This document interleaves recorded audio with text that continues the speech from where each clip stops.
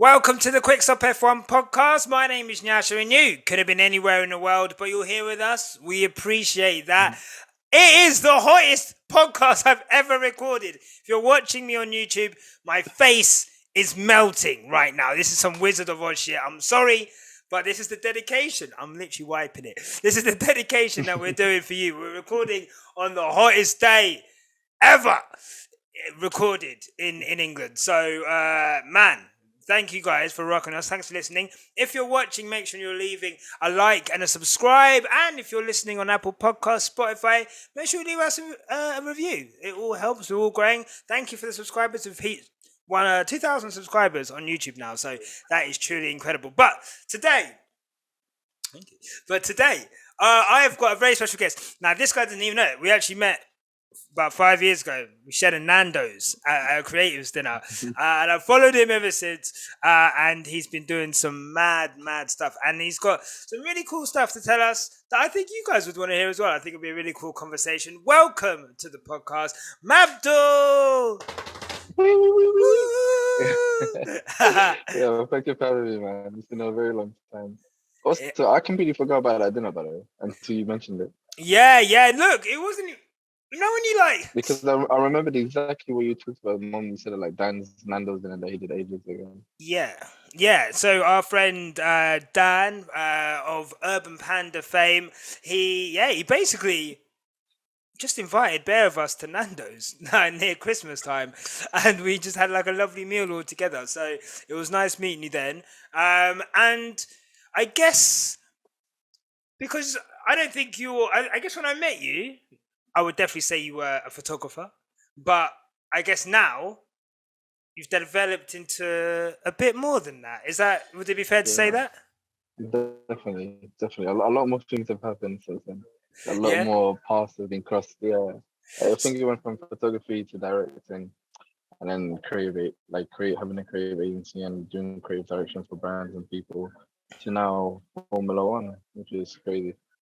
And like, I guess because I know you've got things in the pipeline, and you've got things which you're doing right now, which is crazy.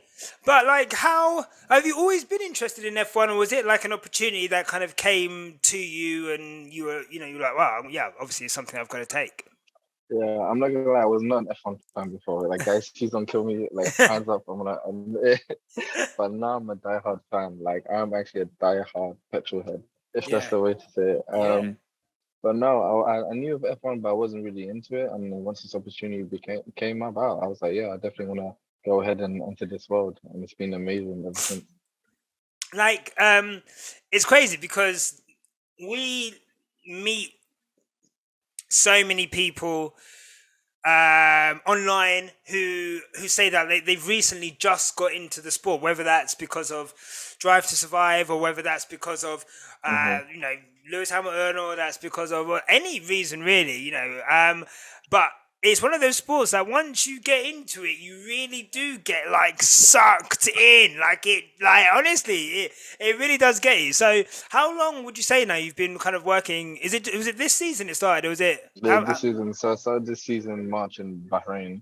Yeah, that was my first F1 experience. So got to shoot the whole race, chilling in the paddock, and obviously me, everyone was like, "Yo, what's Drive to Survive beforehand?" I'm like, "No, I really want to just like get the full experience all at one flex. I don't want to like have pre-assumptions and everything." Yeah. And yeah, it was sick. Literally with all these drivers and people, and I'm like, "Oh, this is nice." To everyone else is like, "Yo, what the hell?" Yeah. So like, what's your, so as someone who gets to have, I would say, pretty much full access to F1 grids and races, in paddocks and so forth. What's that experience like, I guess? Could you describe it to... There's a lot of people who have never been to look, I've never even been to an F1 race, right? So for me, like, I watch all this stuff, I see it on TV and so forth, but what is it like to, I guess, because you're going to races on a regular basis, so you're there quite a lot. That's a bar. Yeah. So what are your impressions of the F1 world, I guess? Especially, I guess, behind the stuff that maybe we don't see on camera. I think like I have the first. I don't know. I came in a very nice way as someone that was a previous F1 fan but was interested in the sport to experience that all like completely fresh and new and as a third party.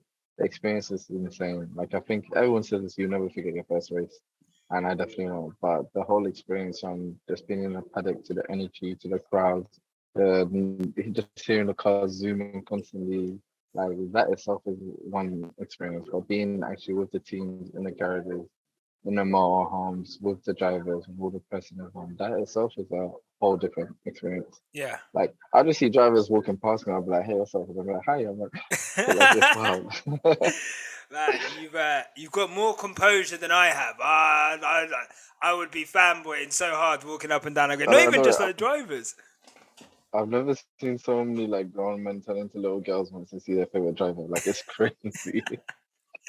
Look, trust me. If you get Oh, you get me around Lewis, I'm just gonna have to like, when you like, I'm gonna have to hold my wrists down from not like, do you know what I mean? I'm like shaking it. Unbelievable. So you've been all over the world.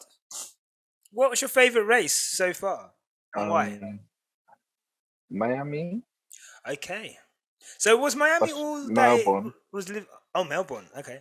Yeah, I think because I've never been to Australia, and Oh, Melbourne was okay. amazing. It was the first time that they opened since lockdown. So that weekend they had their um rugby, and they Yeah. also had their surfing like big races. And obviously, this is a sporting country, so the vibe and energy was crazy. Like it was literally a festival. Like it was Yeah. like Glasgow. Also, Silverstone felt like Glasgow also. But also, I didn't know like Daniel Ricciardo. Like obviously, that's his hometown. Like the amount of fans he had is crazy. Yeah. It's like a Daniel Ricciardo festival. That's sick. And like Miami, did it live up to all of the hype and all of the expectations? Mm, I think it's hard for me to tell because obviously I'm there with the teams and drivers, so Mm. my experience is different to everyone else. But from when I left the paddock, seeing the surrounding area, the vibe, crazy. But I think everyone and anyone that's a celebrity in America was pretty much there. Like Yeah. the list was insane, and you've seen it online the amount of people that randomly just pulled up. Yeah.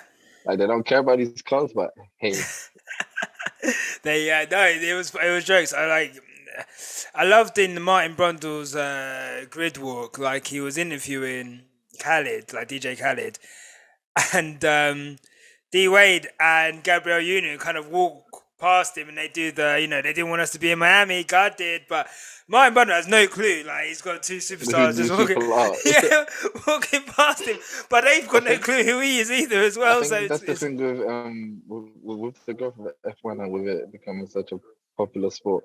There's like a whole new generation of fans and people, a whole new demographics, which I'm very grateful for, yeah. entering the sport. So I feel like he was very unaware of who all these people are. I kind of wish like they had like a young presenter there for all the celebrities and the cool kids. Yeah, no, they should.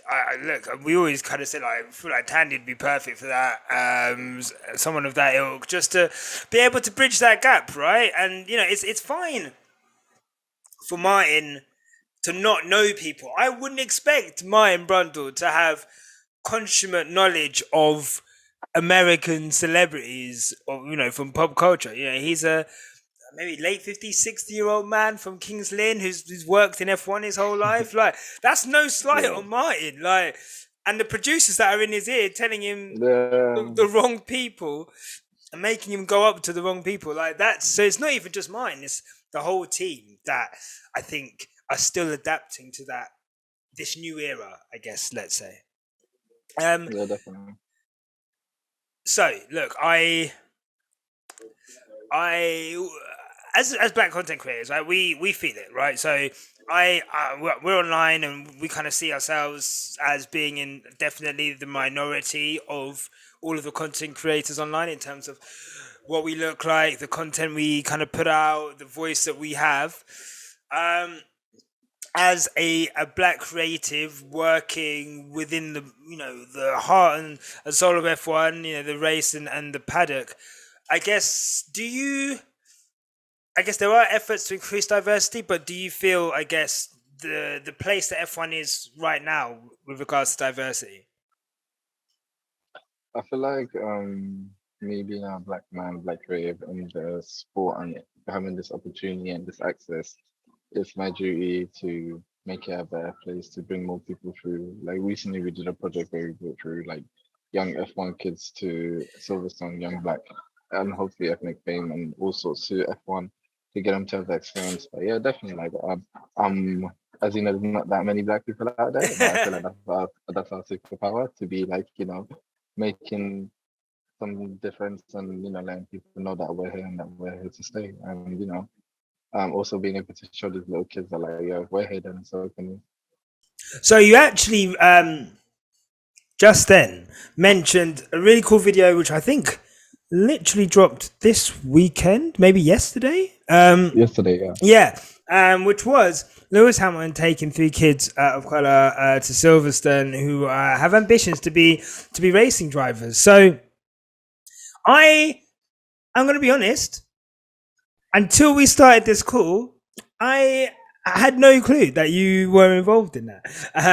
It's incredible that you are, and I guess what was the thought process behind, I guess, the creation of that piece of content?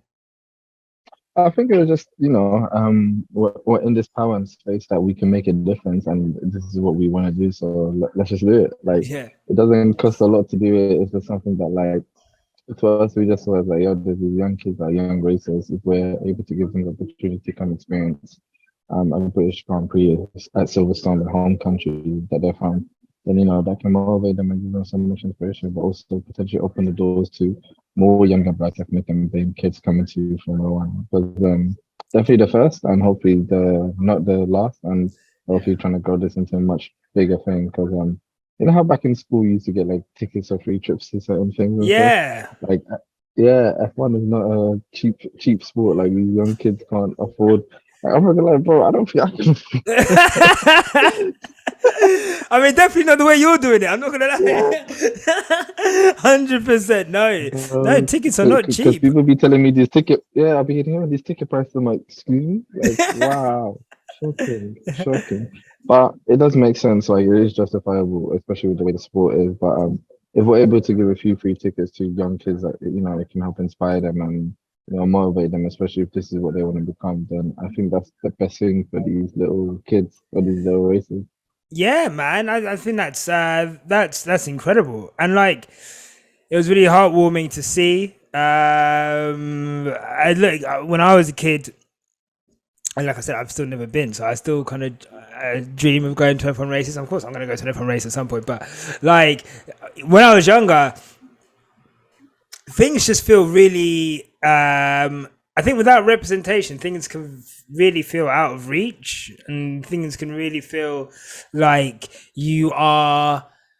Yeah, like you're looking into a different world completely, right? That's not even a world that you would be able to access, or if there's no one that looks like you, how would you be able to get there? Who'd you talk to about going to places like that? So stuff like that is really important. I'm sure. I bet those kids were, their dreams come true, I guess. Bro, I'm not gonna lie. Like, I took him to the studio first, told him we're gonna do a photo shoot to, just get a couple updated photos of them. At the end, we interviewed them, asking about like, if you saw the questions, like the answers that were coming to these kids were like, what would you want to be in 5 to 10 years? He's like, okay, I'd like to be a Formula 2 driver. And I'm like, wait, well, why not Formula 1? He's like, no, I want to work to Formula 2 so I can get to a greater level and learn so then I can be ready to become a Formula 1 driver. Wow. Like, that's how far ahead they're looking. Wow. Like, it's so crazy. But just seeing them excited and seeing them get to experience it, like, I felt like a proud big brother. Yeah, no, that's an incredible thing to be able to do, man. Absolutely, absolutely incredible. And so, I guess with what you're doing right now, I know you mentioned at the beginning of the interview, and that you want to be able to bring more black people through through F1 and into F1 in terms of, I guess, creatively and kind of. I feel like it's you know me from London. It's not just like, I feel like everywhere I've been, I've always tried to do that. Like when I was a photographer doing shoots, I'd always like, if I can't do a shoot, I recommend one of the homies, someone that I knew. if someone's recommending anyone for a job, I'd always be putting people through. I feel like, just in our culture and our nature, we've always been doing that. And now that I'm at a place of F1 and I'm at this door, I'm trying to hold the door open for everybody else. So I feel like, there's no point getting to like a very high level or a great place and having all these access and resources and not being able to like, make the most out of them. Yeah, no, and that's it, right? You've got to. I think, like with us, it's like the same thing. Like, there's no point in us being the only, F1 podcast that has black people on it, right? You've got to support all the other people who are trying to do that, no matter how big or small they are. We've all got to try and come up together. Right? There's no point in getting to the top and then pulling the ladder away and being like, fuck you, I'm making all this money now, and so I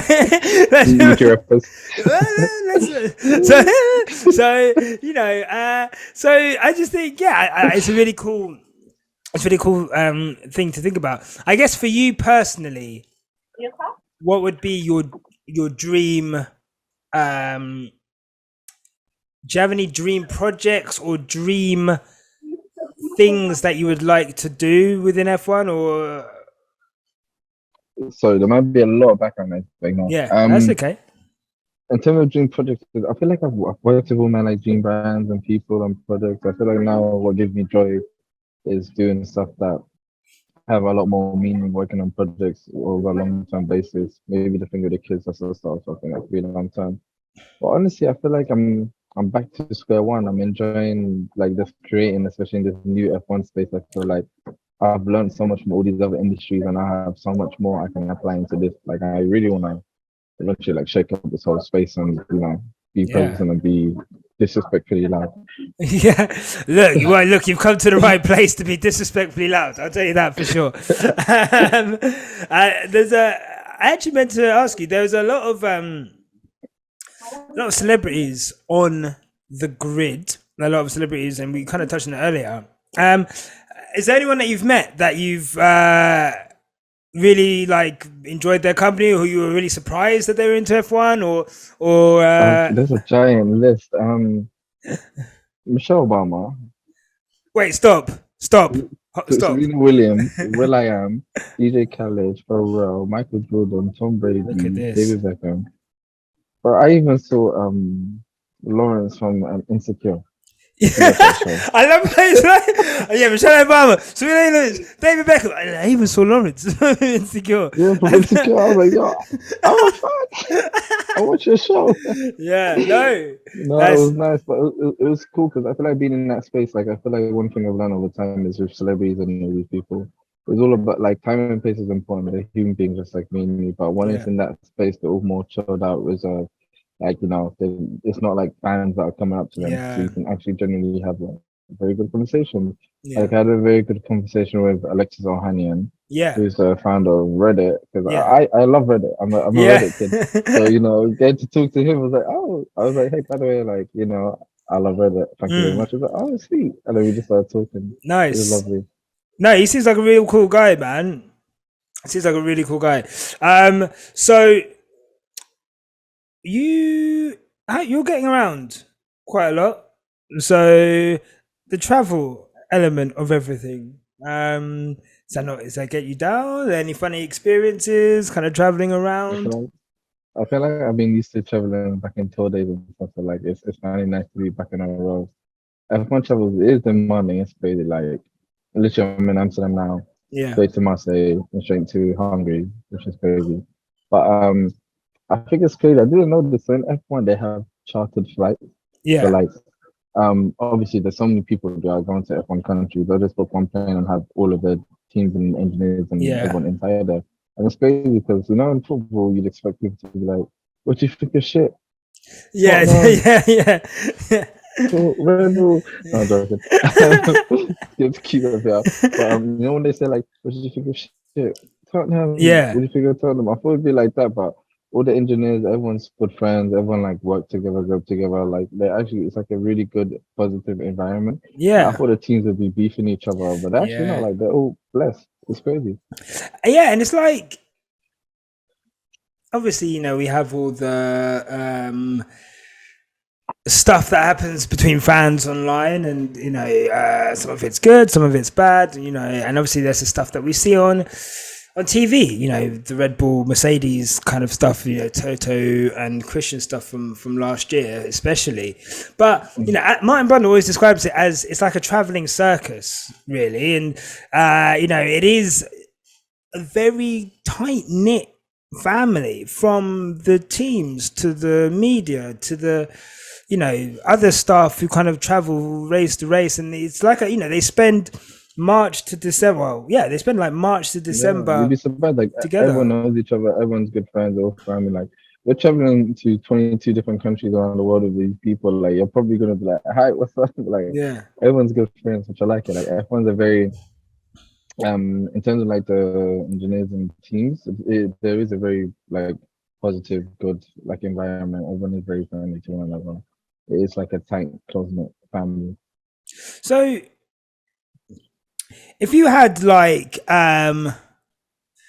one piece of advice, actually, let me ask this question. For someone trying to be a creative like yourself, right? And maybe they've got dreams of working within F1 or within sport or within music or whatever, I guess, what's a piece of advice that you'd give to a creative of any sort, looking to, I guess, make their passion their career? I actually did an article recently. Okay. And I wrote down a very, very good quote. I don't wanna mess it up. Yeah, don't wanna misquote yourself. Yeah.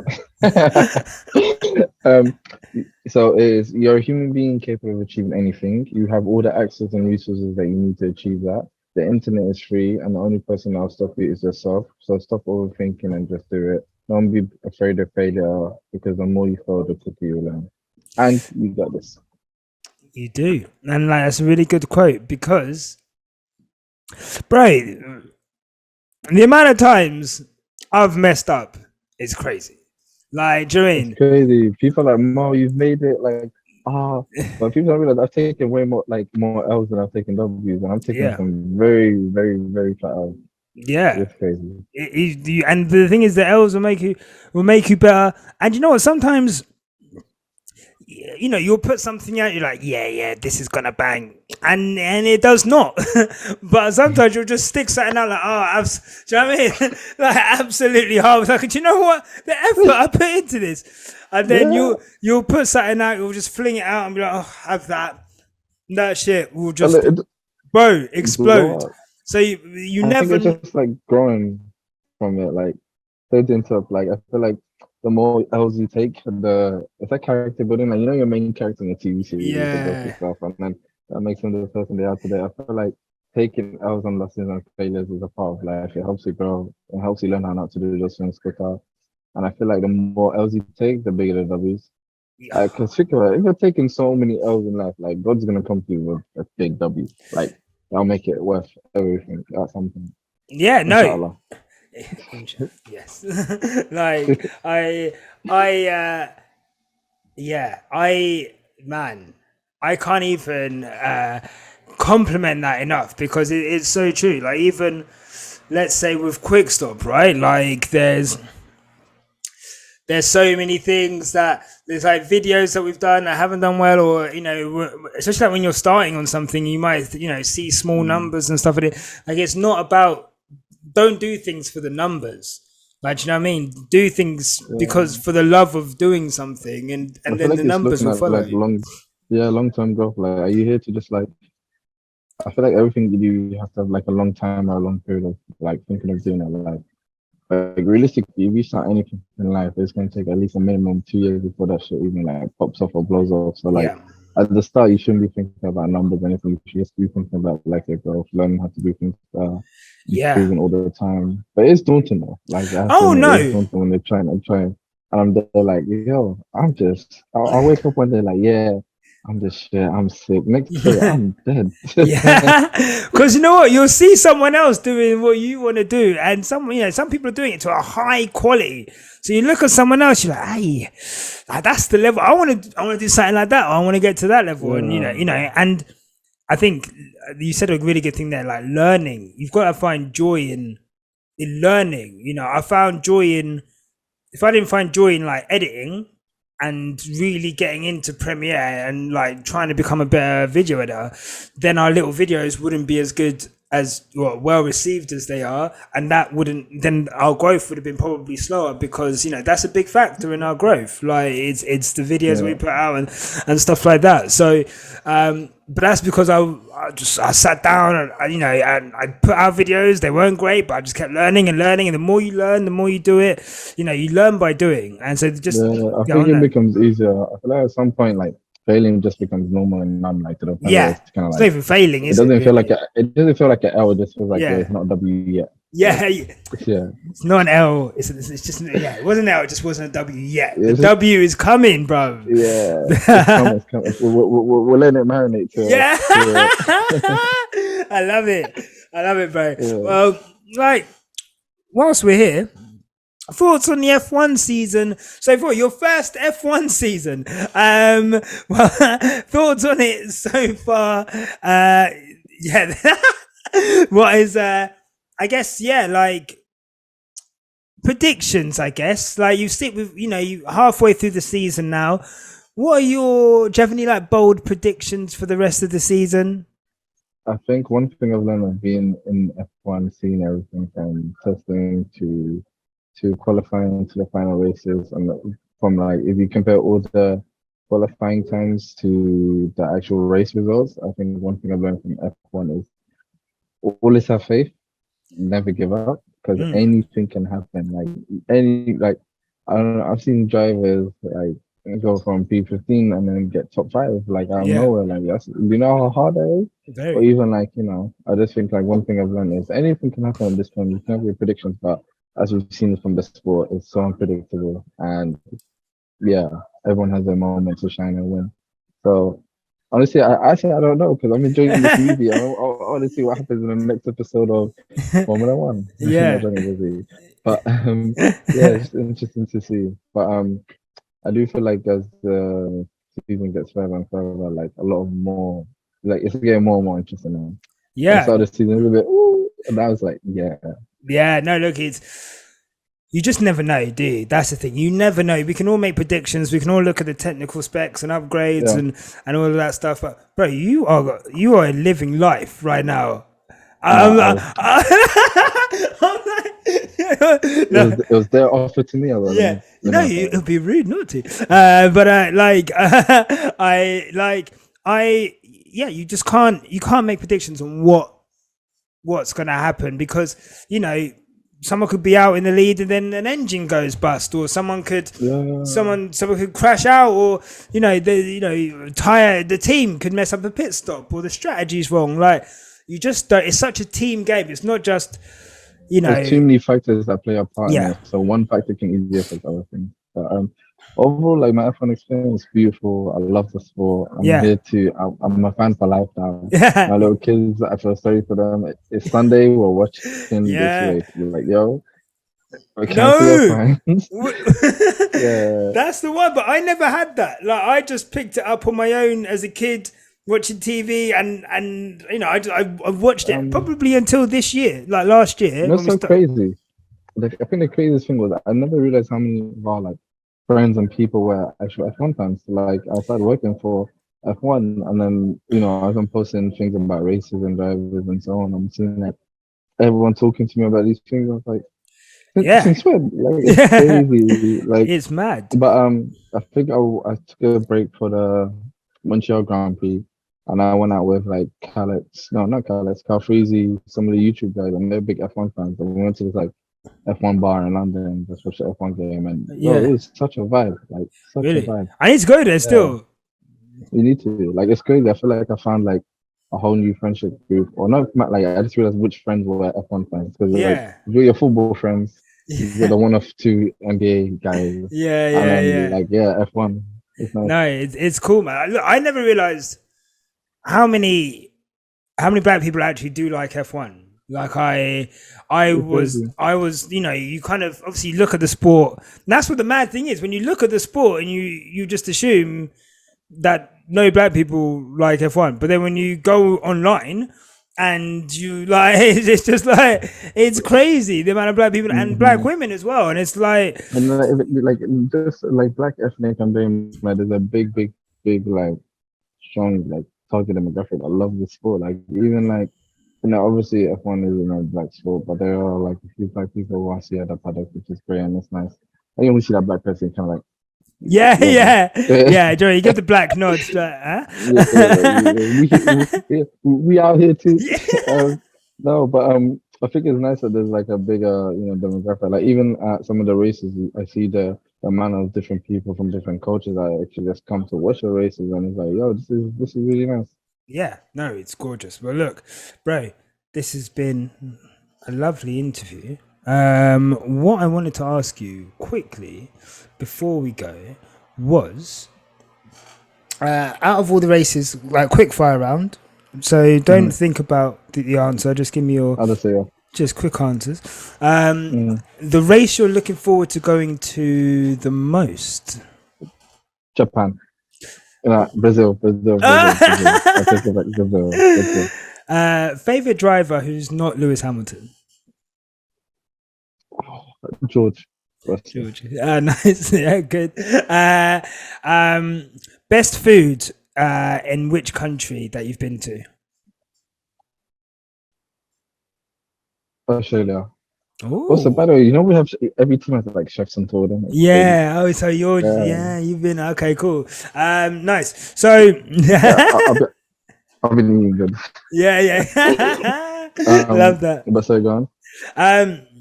So, prediction for 2022 world champion. No comment. You say these first, please. Yeah, I like to say this one first, but is that a plan right now where like, and if it could actually happen, like there is a possibility that they can still win. Is it likely? Maybe not, but do I wish and pray for it? Yes. Yeah, no, you've got to you gotta believe, bro. Like, do you know, it's hard to describe, right? But like,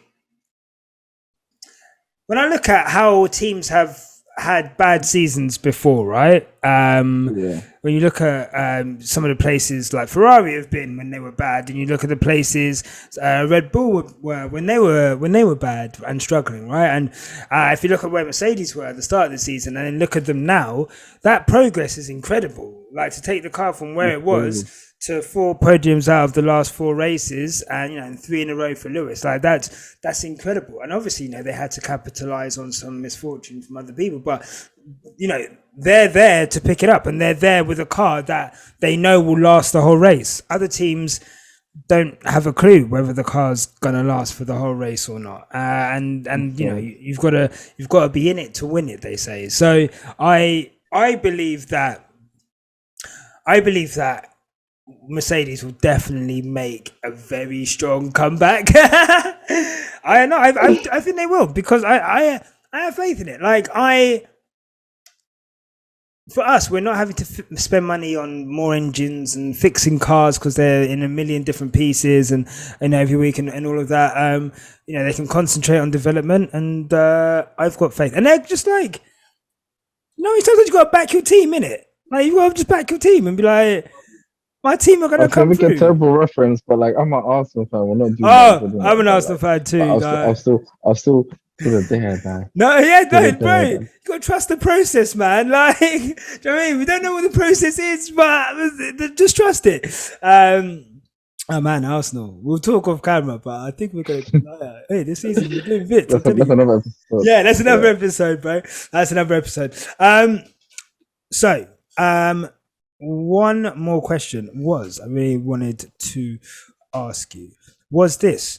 I guess with being within F1 kind of the content creation kind of side of things, are there things that you kind of see within the sport that, I don't know, you think could be done better, or are there things that you're like? I feel like we're all perfectionists. I feel like everyone wants to do better in certain areas. There's and anything can be improved.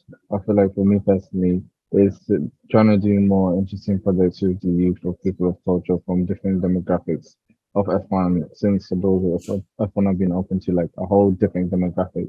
Like being able to do more interesting projects. But for me, especially like my like same ethnic people, kids like us from London, I feel like definitely being able to do more for them would be great. I think overall the school is definitely going into the right direction with the social media. Yeah, People are more outspoken. Loads of changes are happening. The sport has literally had to adjust itself to the times that we're in. So I feel like yeah. it's only gonna get bigger and better. Like literally, it's only gonna get bigger and better. Oh look, I love that, bro. It's been awesome chatting to you. Where can people find you on social media? At Mabdulle on Instagram and at not Mabdulle on Twitter by very sure, but Mabdulle. And look, make sure you go check him out. He's got some fire content over there, which I'm sure you guys are gonna like. And I'm going to link the video that you were involved in with the three young drivers or three young kids, and I'm going to link your Instagram on there as well. Thank Make you sure very you much. go. Make sure you go check that out. Are you going to France? Yes, so straight after this, I go France, and then straight after that to Hungary. To Hungary? Ah, yes, indeed. So look, bro, thank you so much for coming on, and maybe we'll get you back on.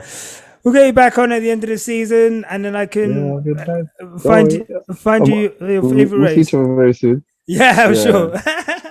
I'm very definitely. But sure, yeah, bro. thank you to Quick Stop. No Favorite, worries. yeah. Now also from my side, what you guys are doing sick. Also the Oh, thank you. videos every week, I look forward to it, man. Hilarious. The last Thank time I you. cried oh, shit. No, man, thank you. It's really cool. As you know as well, man. It's just really cool to do things authentically and do things organically, and then to be able to push that and take it forward, and for it to connect with an audience that you can relate to as well. So yeah, thank you so much, bro. It means a lot, and I will pass those Yeah, thanks on to Tandy. She's unable to come. thank you. She's too busy. Yeah, I'm not gonna. I was heartbroken when I found out. Yeah, I know. Yeah, Everyone she is said, when it's just me. It's just they're like, oh, it's just "No, Nyasha. no, the Ah, best first." yeah, yeah. Never. You know what it Yeah, is? She's too cool. She's got hip hop writing. She's got sports yeah. editing, and then But this is. at least I mean, we got more episodes in the pipeline, We so got it's, more. No, 100%. We got more episodes, and we'll make sure we'll bring you on. We'll try and bring you on for like a race review, but. If you're it'll be nice. traveling. You're traveling. That's we're all. We'll make it work somehow. We'll make it work, yeah? We'll make it work, bro. Well, look, thank you so All right. much. Have a lovely day. Take care. Okay, well, that was Mabdulle. Thank you so much to him, and thank you so much to you guys watching at home. If you're watching, make sure you're leaving a comment, subscribing, liking. Again, thank you so much. We're on 2,000 subscribers. That is incredible. And if you're listening on Spotify or on Apple, make sure you're leaving us a 5-star review, and make sure you're leaving a review if you can on Apple. It really helps. We actually got our first podcast revenue check today. So with Acast. So here's like how it works. I'm so hot. You know what, guys? I'm trying to do this without the fan on, right? But I'm literally leaking with sweat. So let me go put the fan on, and we'll start again.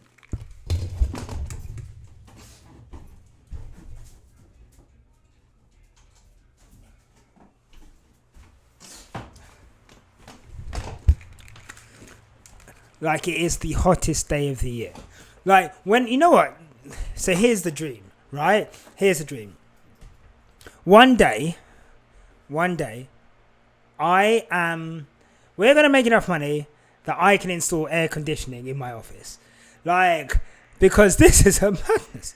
What's the temperature right now? For those of you who don't know, England is currently going through the hottest weather it's ever experienced.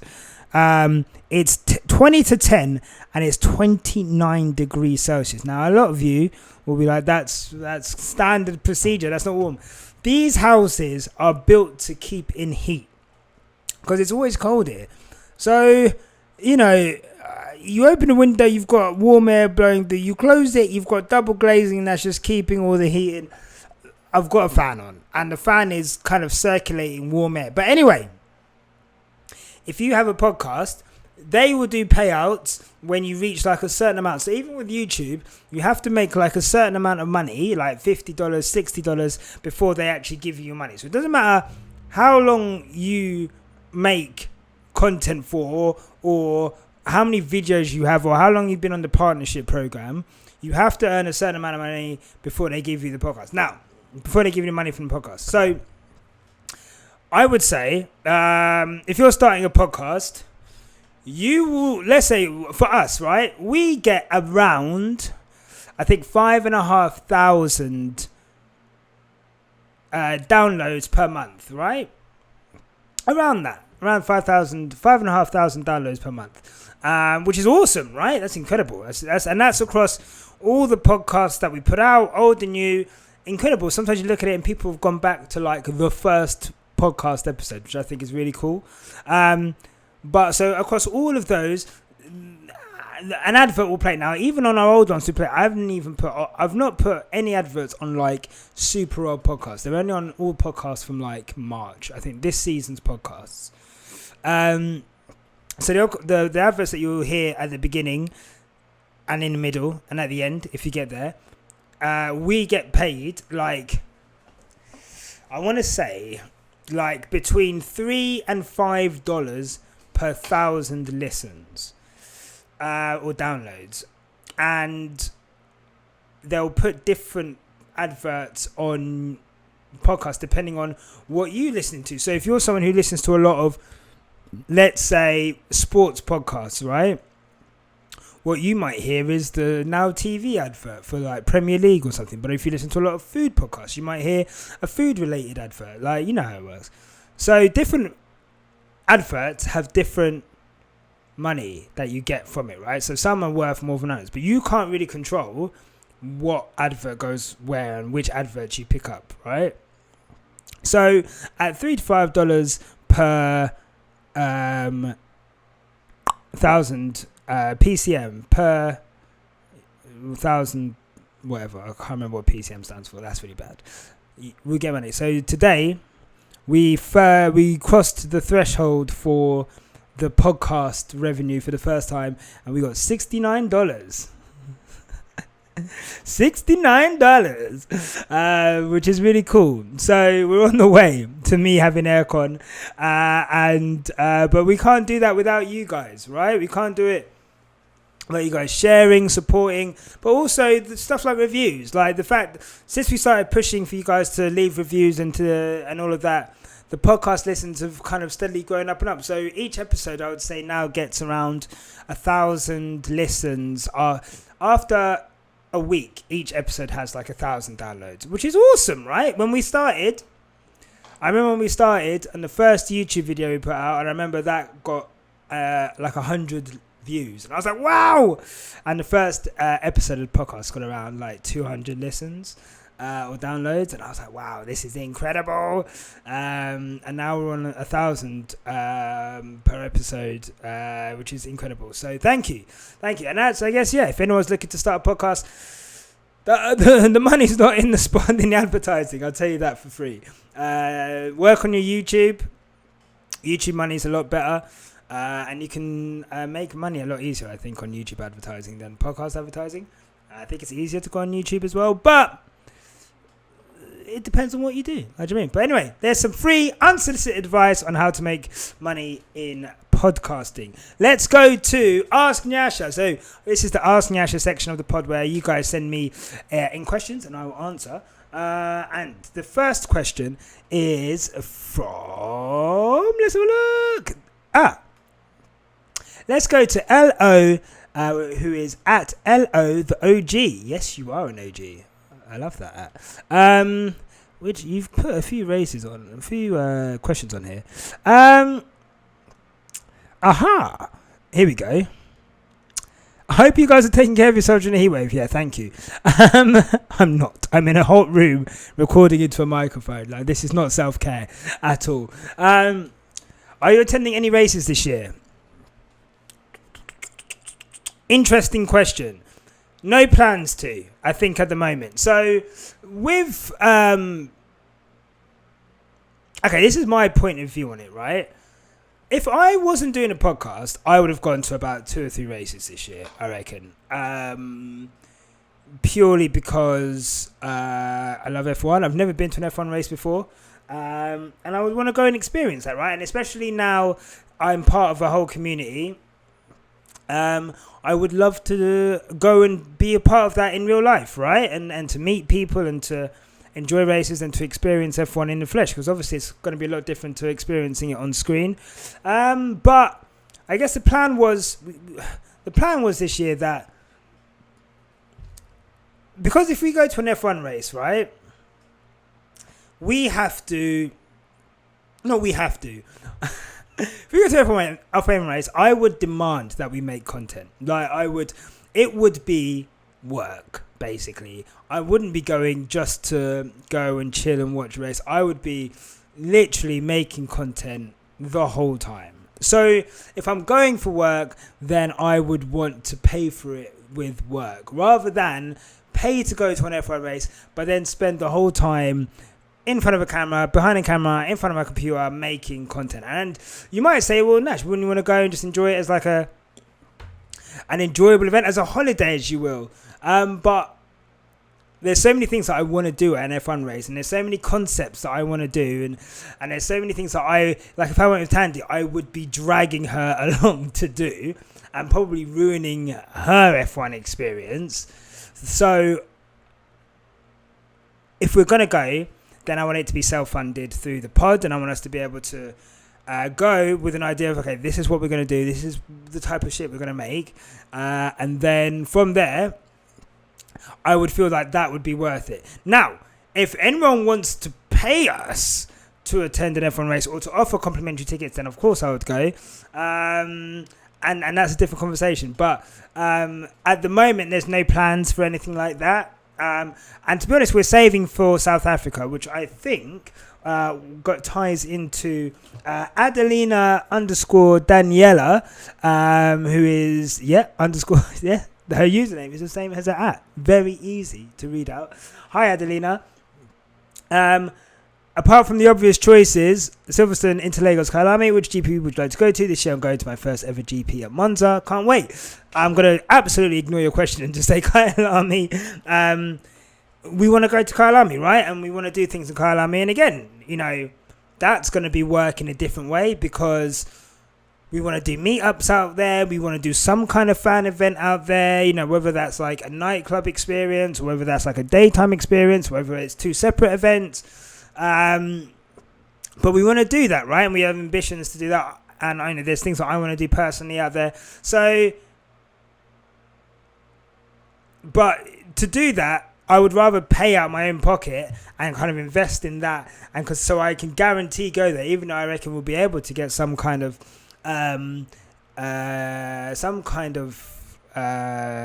collaboration with like a company of some sort, given who we are. I think if how do I put this? If one of the most prominent black-owned F1 content creators can't get some kind of collaboration for the South African Grand Prix, then that's, I would be really upset. But that's up to us to make sure we're in a position to do that. But I want to make sure that we have the money for tickets to go out there. We have the money to put things on, and we have the money to do everything. And so, I'm basically trying to save as much money as we can from all of the stuff we do, and all the stuff that we've got going on to put into that. And we'll go there. But if it wasn't Kyalami, I would say I really want to go to Monza, actually. Monza's probably the one race I was looking at just kind of going to on my own. Really, I love Italy. I've been to Italy 4 times now, and I love the food there. I used to do food, when I used to do food content, I make fresh pasta. So I am like in love with Italian food, and I'd love to go to Monza. Monza or... Oh, yeah, I really want to go to... I want to go to the Netherlands. I want to go to Zandvoort, and I want to act like an absolute prick. Look, I want to be like Union Jack out there, like, Lewis. I really want to just antagonize everyone out there. Purely for that. And also, like, Holland is a cool place to go to. I've been a couple of times. But, yeah. Monza for food. Zandvoort for hooliganism. Basically. So, thank you for that question, Adelina. Right. It's enough about me. Let's talk about F1. And this is from Danny. With the Danny Black spelt in the what's Max Verstappen's sister girlfriend called, Kelly PK, with the devil horn. Thoughts on the Danny Rick situation after his statement. Now look, it's awkward, isn't it? I feel bad for him, right? Because he's a top level sportsman, and top level sportsmen, they don't give up, right? And if he's put out a statement saying, I feel sorry for myself, I'm doing shit, then that would be even worse. Lando Norris has admitted that car is difficult to drive and he's had to change his driving style, and that doesn't exonerate Daniel, but you don't become a bad driver overnight. Now, the stark reality is this is the end of the road for Daniel Ricciardo in F1. I can't see another team who can afford his wages taking a chance on his wages, right? He has gone to a team and been unable to develop a car around him to push it forward. That's his problem, right? His problem is he wasn't able to work with the engineers to build a car around him so that it is favourable to whatever driving style he has to it. If I'm Aston Martin and Seb leaves in 2020, Seb leaves this year maybe, or Seb leaves next year, are you going to spend like 20 mil a year on Daniel Ricciardo? Your car's at the back of the grid. It's going backwards fast, that car. Are you really going to spend 20 mil on Daniel Ricciardo? Probably not, right? So who else can afford that? Aston Martin, blah, blah, blah. I mean, like, he can't go to Haas. He can't go to Alfa Romeo. Bottas is the guy there. They got Zhou in there. I'm sure there's Ferrari Academy of drivers that could probably go in there ahead of Daniel Ricciardo. Alpine are pretty set. Obviously he's not going to go to Ferrari, Red Bull, or Mercedes. So it doesn't have that many options, unfortunately, and it's a sad situation because as a person, he's valuable to the brand of F1 for sure, and F1 will be a harder product to market without Daniel because he makes it so easy. But Daniel right now is in his get the bag and bounce phase, man. He's doing he's got production going for a scripted Formula One series. He's got fashion deal collaboration. He's got wine endorsement. He's in America on TV shows and talk shows, So he's enjoying the final couple years. Enjoying is one way of putting it, but he's in the final moments of an F1 career, which, look, at the end of the day, he's won 8 races. Some people haven't won 1. Like, do you know what I mean? Sergio Perez has won 3, I think, maybe 2. 3. Yeah, he's won 3 races. In a longer career, right? You got to get it how you get it. And unfortunately for Daniel, it's not turned out the way he wanted to. And, he took a risk. I think everyone else, if you'd said stay at Renault or go to McLaren, where they were at the beginning of the 2021 season, you would have said Daniel. You would have said Daniel. Go to McLaren. I think everyone would have said that. Hindsight is great, and it's all great for us to sit here and make fun of him. But yeah, unfortunately, he's just not done it. He's just not done it for a variety of reasons. But he'll be good. Daniel Ricciardo's career is so Gucci, bruv. Like, he's like made. Whatever he wants to do, he will do, and he will do it well. And I'm almost more excited for Daniel Ricciardo after F1 than I am for Daniel Ricciardo in F1, because I'm up for seeing him being Daniel Ricciardo without being like, why are you acting like a clown? You're performing poorly, bro. Like, this is not good enough. So yeah, those are my thoughts on the Danny Rick situation. But It's not pretty, bro. It is not pretty, Danny. Here we go. Let's go to... Big up Tandy for asking 5 different questions. I actually have an answer to one of them. But David Noble, at DJN Racing Fan. How you doing, Dave? No real surprise winners yet this season. Do you see it happening? And who would it be? Let me just have some water.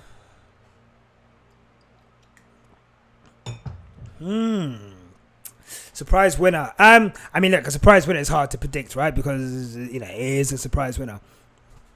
If I was going to have to go just pick a name out of thin air, I would say... I would say Alonso. I hate to say it, but I think Alonso is going to be there or thereabouts at some point this season. I think there's going to be one race where everything just goes to shit, right? And yeah, I think he's had a lot of bad luck, right? As much as we like to get at Fernando, he's had a lot of bad luck.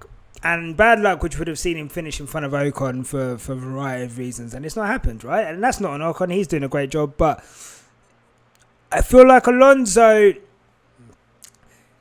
could be there to pick up the pieces of a race that goes crazy. And if that's the case, then it would be great for him. Not for me, because I'm not a massive fan.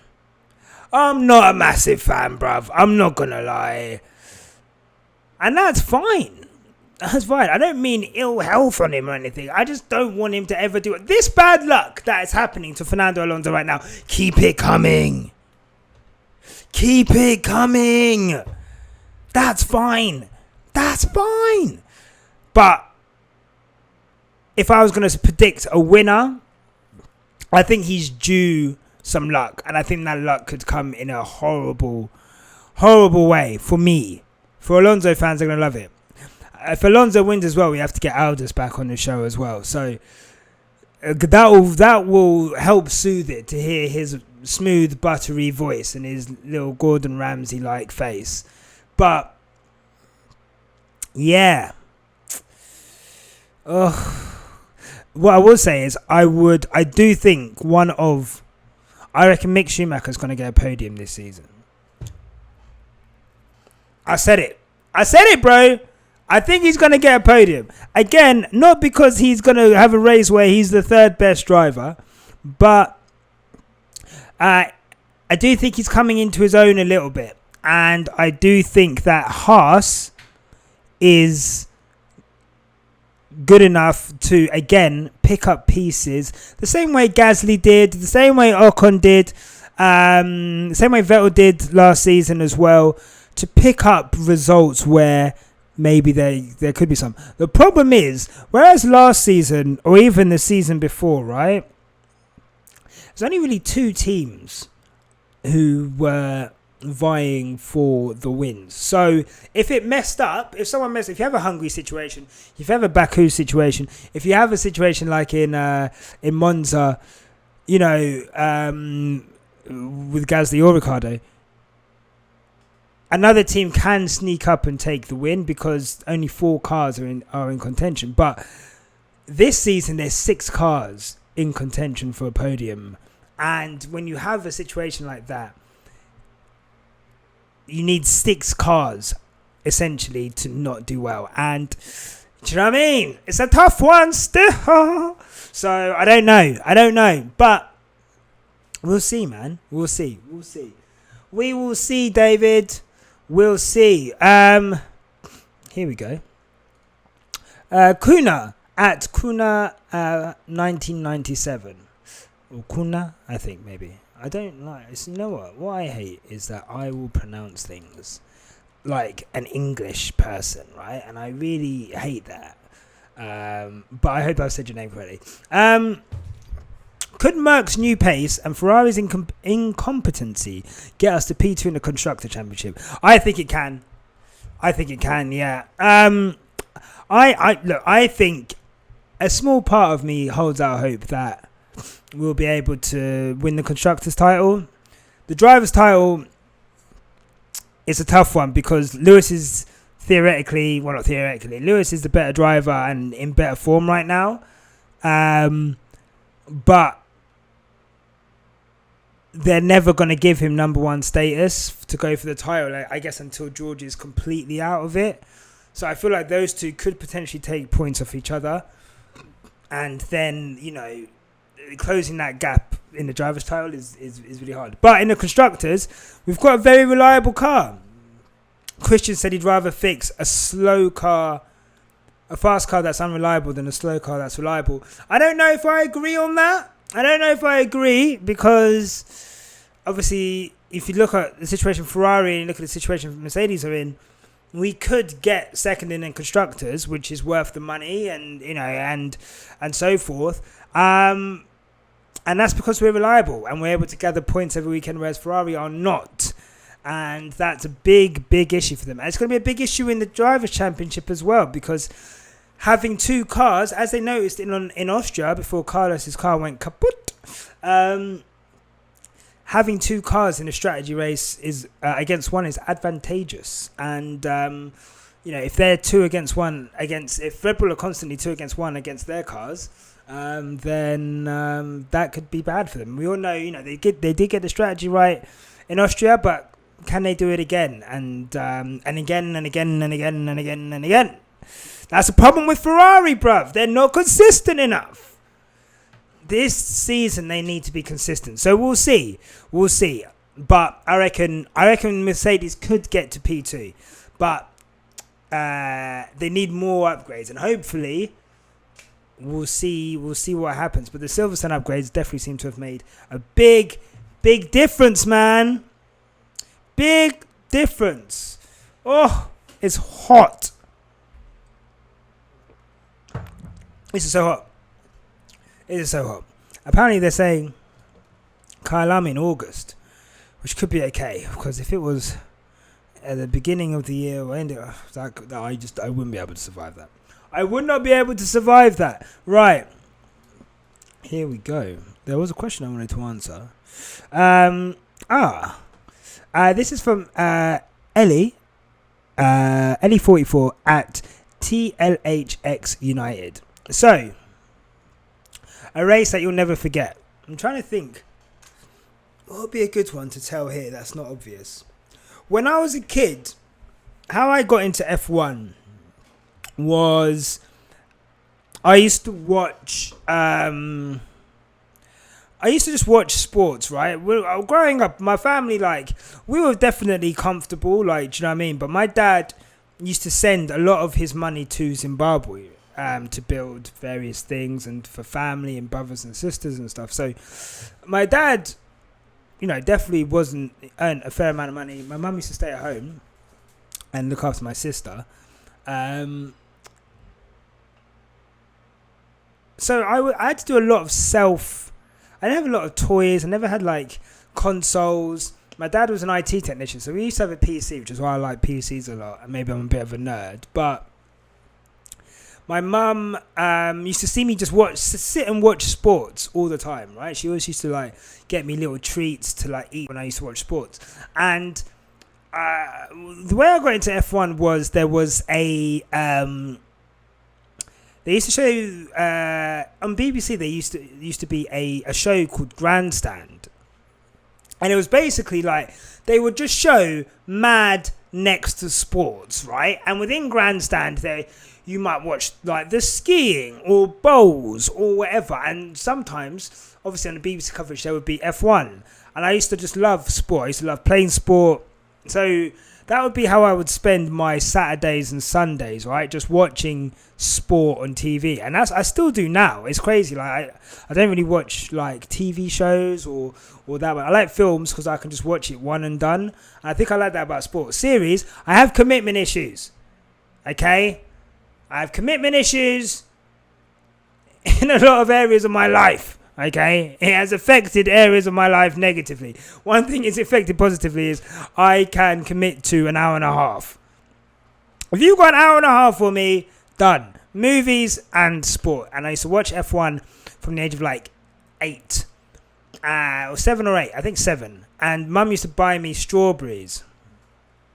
She used to get like a big punnet of strawberries, and I would like save it. I love strawberries, but I just wouldn't eat them before I started the F1. Like, that would be my F1 treat. So, and I used to record races on VHS as well and just watch them back.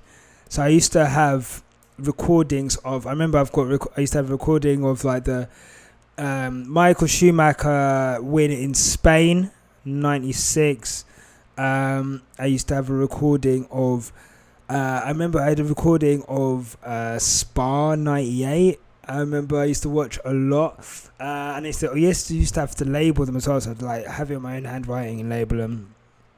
But one race I'll never forget is when Damon Hill won the title in 96. And I know this is a long time ago, and look, I'm very old, right?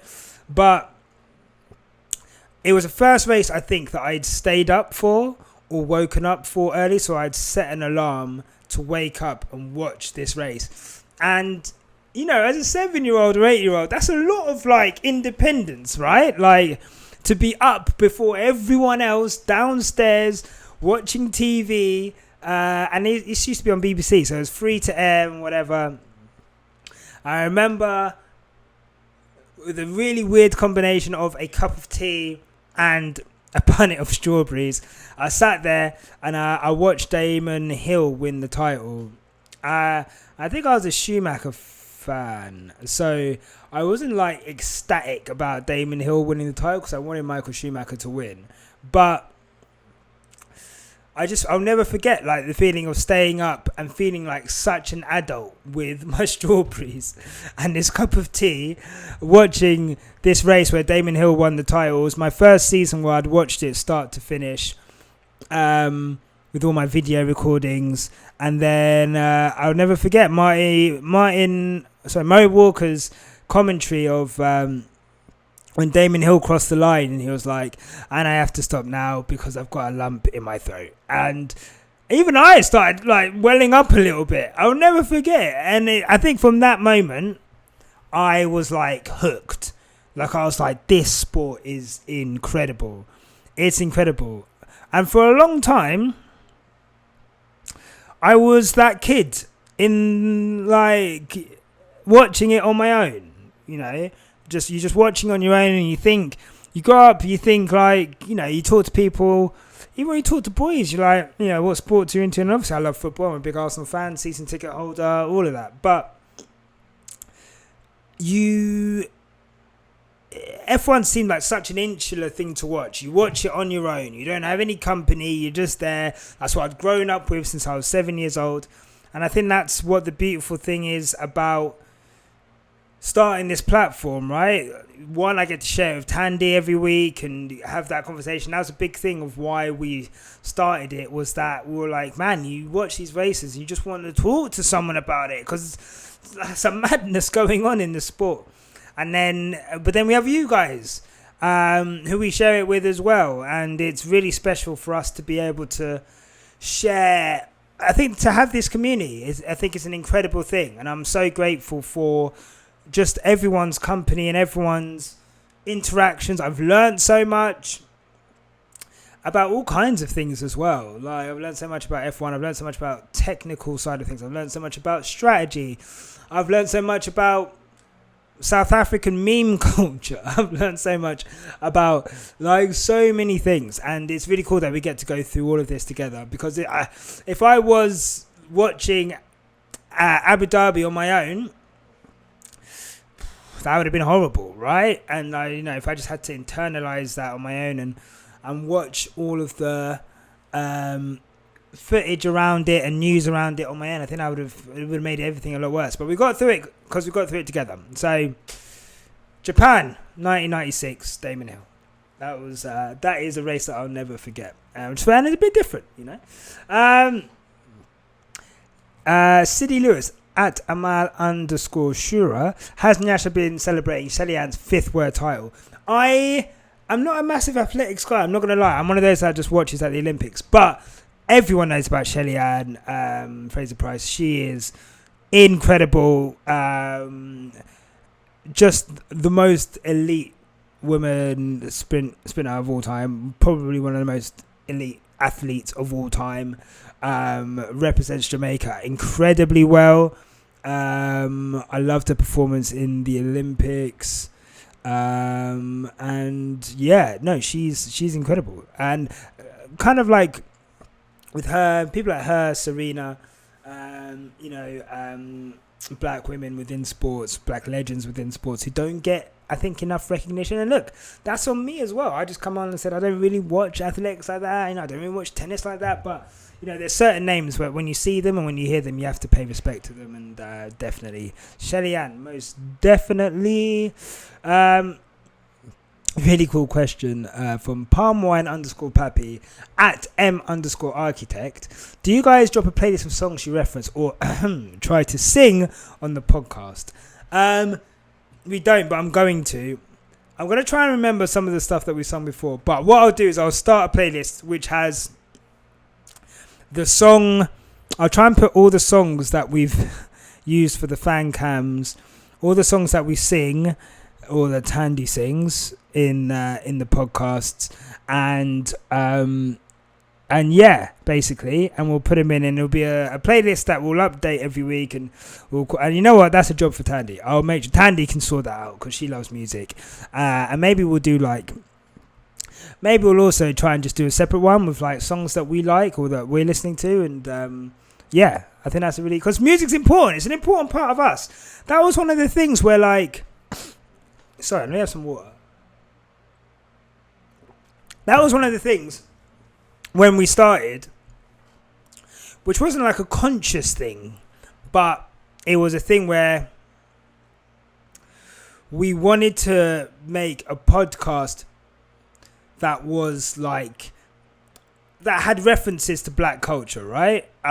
Because we're both super fans of a lot of the parts of black culture, especially like hip hop, and black music in general, right?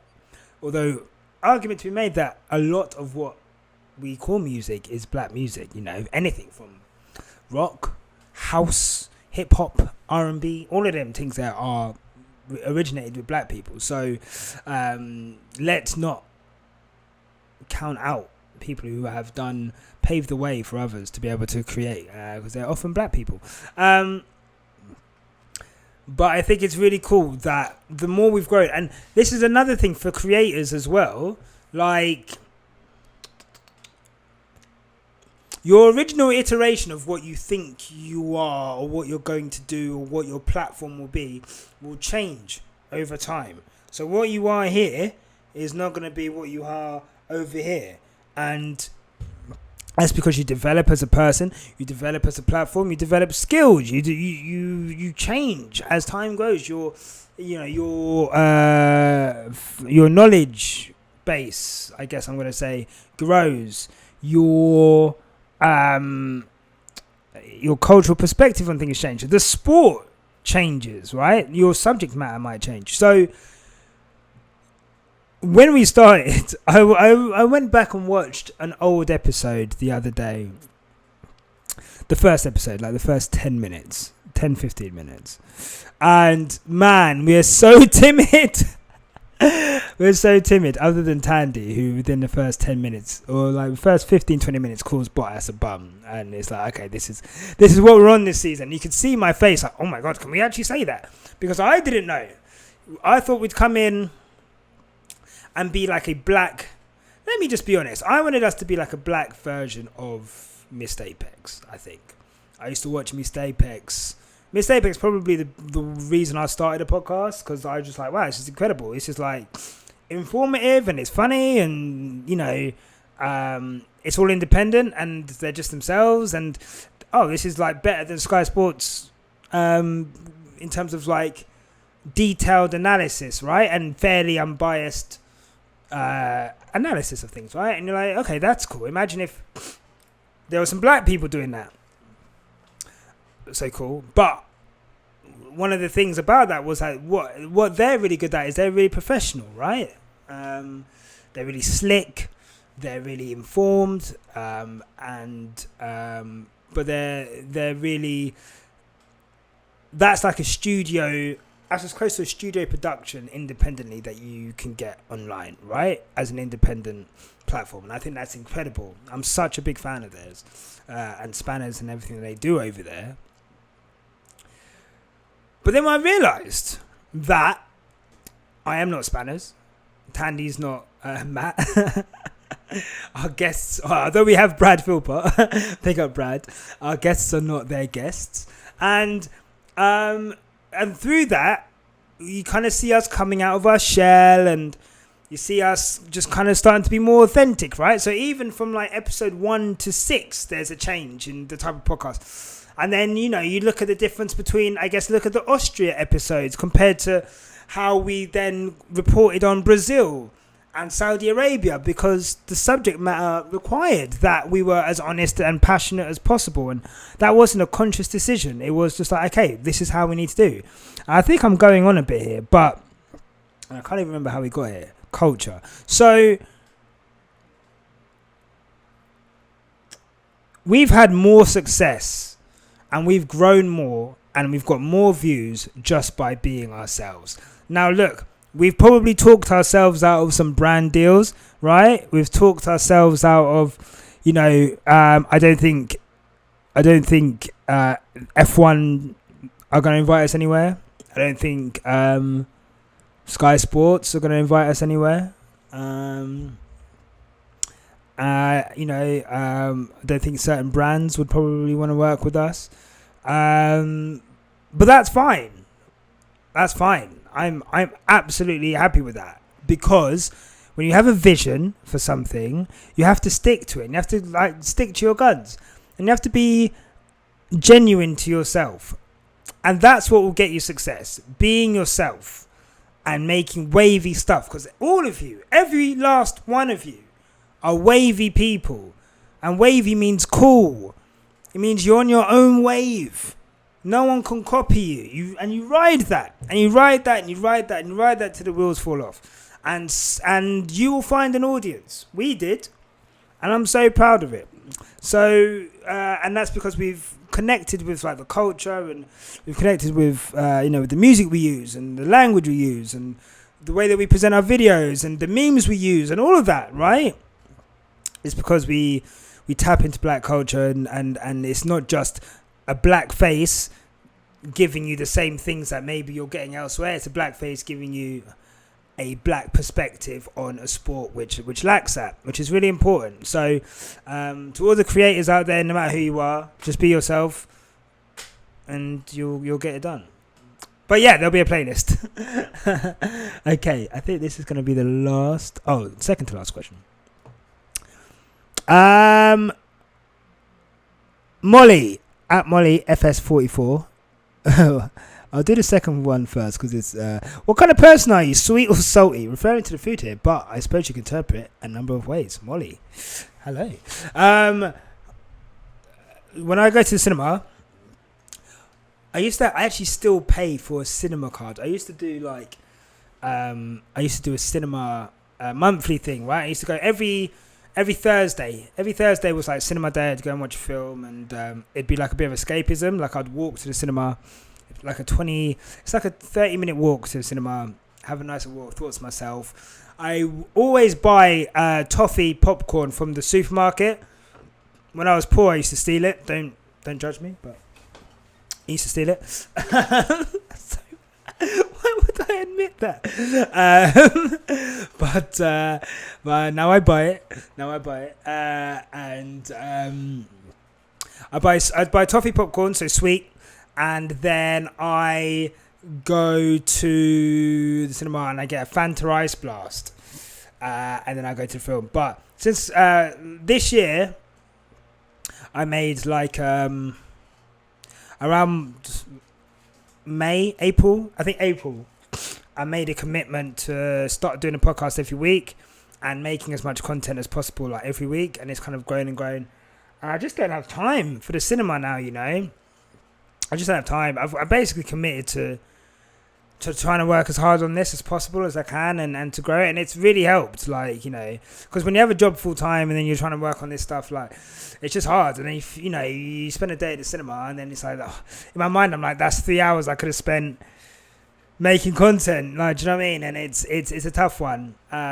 So I do need to start going back to cinema because I love the cinema. Yeah, sweet if we're talking about popcorn, but I'm savoury if we're talking about food. I don't really like dessert. And in real life, I'm salty as fuck. I'm so salty.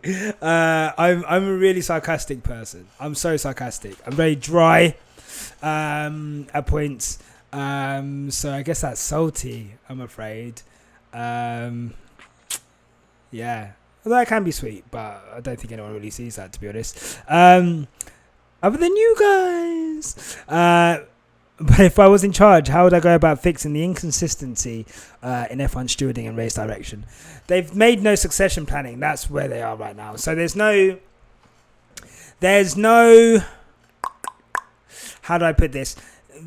They never planned for after Charlie, really. I mean, the problem is they were training Michael Massey and I think Eduardo to be Charlie Whiting's successors. Unfortunately, Charlie passed away really before they cut their teeth into it. So then Michael was put in. Michael Massey came in because he was on rotation to shadow Charlie Whiting in Australia, and then they just stuck with it. He didn't have enough training, I don't think, and he didn't have enough support.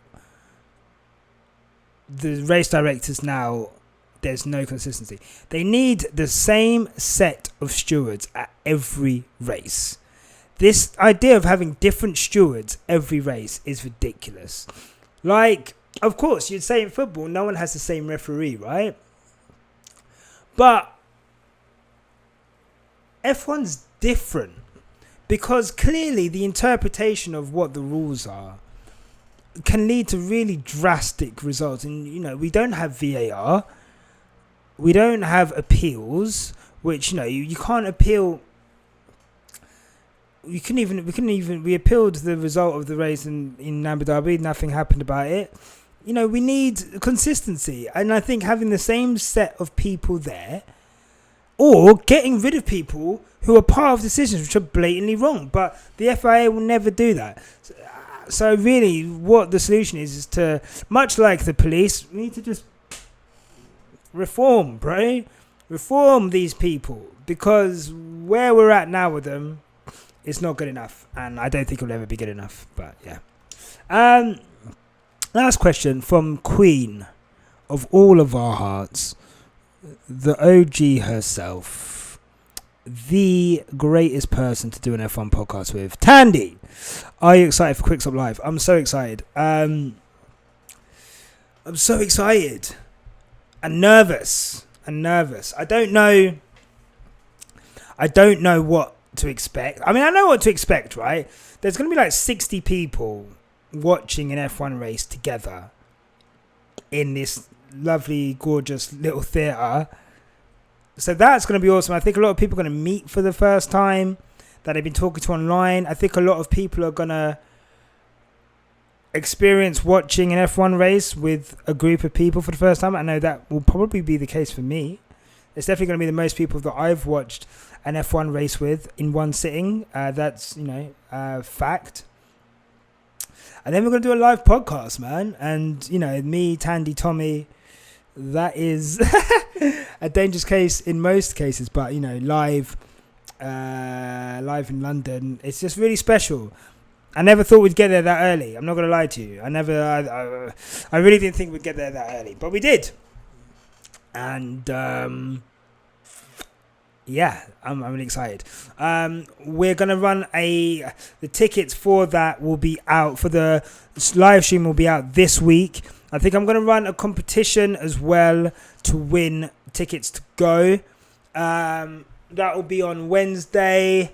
The tickets for the live stream will come out on Friday. And then the event is next week on Sunday, the 31st of July. Crazy. I'm really excited, man. I'm really excited. And I hope you guys are excited too. And if you haven't got tickets and you want to watch a live stream, please watch the live stream. We've got cameras set up, lighting. It's going to look super professional. I can't wait. I really can't wait. And I can't wait to share. It's not for me. None of this stuff is for me. I mean, it is for me, for sure. But it's for you guys, right? It's for us. We do this for us, to make a platform for us to have a safe space online, right? And now we're going to have a safe space in real life. And this is just the start. Trust me. This is... You guys aren't ready. Like, we've done this after... Quick Stop Live is going to be our 50th episode. Not many podcasts get to where we got to after 50 episodes. They don't. Like, that's just a fact. Not many platforms get to where we get to after 50 episodes. So, you know, I'm just so proud of everyone involved in help building this platform. All the guests that we've had. Without you, we wouldn't have been able to get to your audiences and grow. And all the people who share our shit every week, who like comment on our shit every week, who bought the tickets within 36 hours, who I'm sure are going to buy the live stream tickets. They're going to be super cheap. I think they're going to be like £3 each. That's just to cover the cost of the cameras and stuff. Yeah, like, it's just mad. It's crazy. We're celebrating our 50th episode live in London. We're going to watch an F1 race together. When I was that kid eating strawberries, if you told me that this is what I would be doing, I would have beat your hand off. This is all I've ever wanted to do. I think with Tandy, you know, all she's ever wanted to do is be creative and have an outlet for creativity as well. And we're really blessed to have the listeners that we do who support us the way we do. I feel like this episode I've just absolutely rambled on at you, but it's really it's nice. It's nice to feel validated for, yeah, like I said, I made a decision a few months ago to like basically shred my life of anything that was a distraction, I guess, and concentrate on this. And it seems to be working, man, and it seems to be growing, and I can't wait to put more hours in and create more cool stuff and share it with you all and go from there. But if Quick Stop Live is a success on the 31st, we'll be doing another one for Abu Dhabi. So I guess keep the Abu Dhabi date free. I can't remember when that is, but once Quick Stop Live is done, and obviously once we get to around like I guess October, we'll probably advertise for Quick Stop Live 2, Abu Dhabi, and celebrate the end of the season no matter what happens. So yeah, that's what we're gonna do. Sorry, I just got a very gnarly message. Oh no, I didn't. Very nice message. So that's it. That's it from me, man. That was Ask Nyasha. I'm looking at our notifications going crazy whilst I'm recording. This is a good question. From Asaf. New merch dropping. When's the Patreon? Patreon's going to drop. The thing is with Patreon. Sorry, I'm just like... Let me know in the comments if you guys like me talking about business. I like listening to business stuff about podcasts, but I don't know if you guys want to listen to that. Obviously, this is an F1 podcast and whatever. So, but I guess I'm just being very honest about where we're at with everything, and I guess just so you guys have an idea about stuff. How do I put this? Let's start with Patreon. Patreon, I could have launched Patreon months ago, right? I need to figure out a way to add extra value, right? I don't want someone to pay a certain amount a month and they're not getting value for that extra month, right? So I need to figure out a way to essentially pump out another podcast every week, most likely on the Thursday, and to add value. And like, how can we, so if you're a Patreon member, you get to be call in to the show, and you could be a part of the podcast recording every week. And if you're a Patreon member, you get exclusive merch that no one else can buy. And if you're a Patreon member, you get ad free. I think what I want to do is like a $2.50 a month ad free tier. So $2.50 a month, you don't have to listen to the adverts on Spotify. You can watch an ad free video I think I want to do that. And then a £5, which would include like an extra episode. And then maybe like a really high, but like a £15 a month one, where I think like on Patreon you could do it where like every 3 months you get sent an item of merch. And I think that's what, so I'm figuring that all out basically on my time. Like on my time, how can I make another episode whilst making the short content that I need for us to grow? Because in all honesty, I get more, and this is why I'm not a great business person, but I get more excited by building the platform and seeing like our platform. We hit 500 followers on TikTok the other day, and we were on like 60 in February or something. And it's like, that shit gets me excited. I'm like, cool. I love putting work in and making content and watching that grow, right? And that affords more opportunities for us. The fact that we just hit 1,000 on Instagram, like we spent a year basically ignoring Instagram and TikTok, which is bad practice, right? But we concentrated on Twitter. Now Twitter's on nearly 10,000, but the growth on the Twitter has kind of plateaued somewhat for whatever reason, right? Maybe everyone who's going to follow us has followed us now, and everyone else on Twitter hates us. So I have to balance making content that's good enough to help us grow on YouTube, and maybe learning to cut some of the stuff from the podcast and putting that out there and using that instead of making original content or whatever. But that still takes time. Do I hire an editor?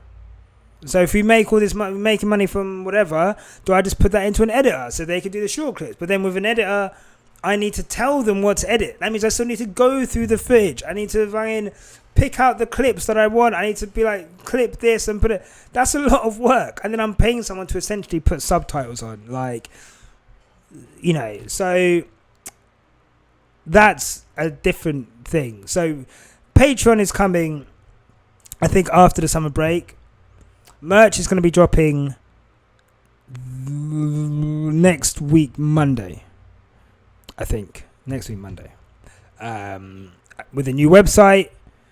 And you can have it from there. So that's the news on Patreon and merch.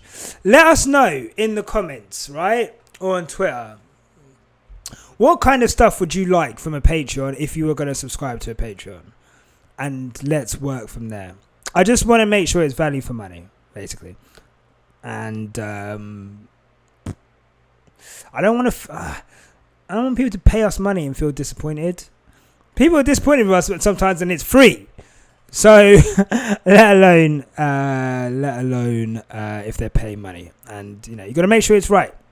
And maybe I'm a bit of a perfectionist with that, but no, we will be dropping a Patreon and we will be dropping merch. Merch hopefully next week, and Patreon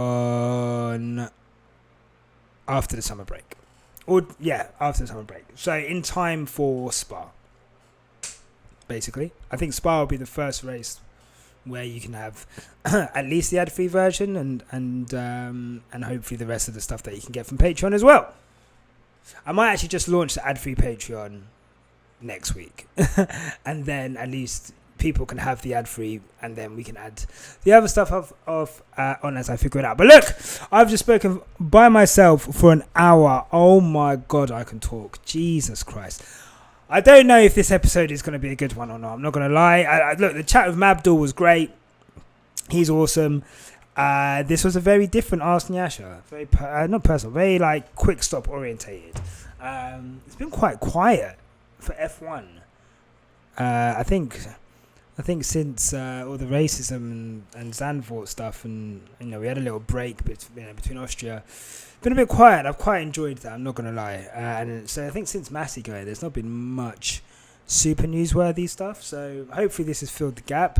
We've got some cool collaborations coming up this year. Quick Stop Live, can't wait. Thank you all so much. If you've enjoyed this, let me know in the comments. Give us a 5-star review on Apple. Subscribe to us.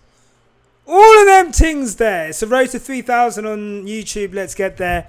I think we're still on the road to 300 5-star reviews on Spotify, so make sure you're leaving us a review there. And yeah, thank you so much, guys. And remember, no matter what life throws at you, keep Keep it on the black stuff. See you later.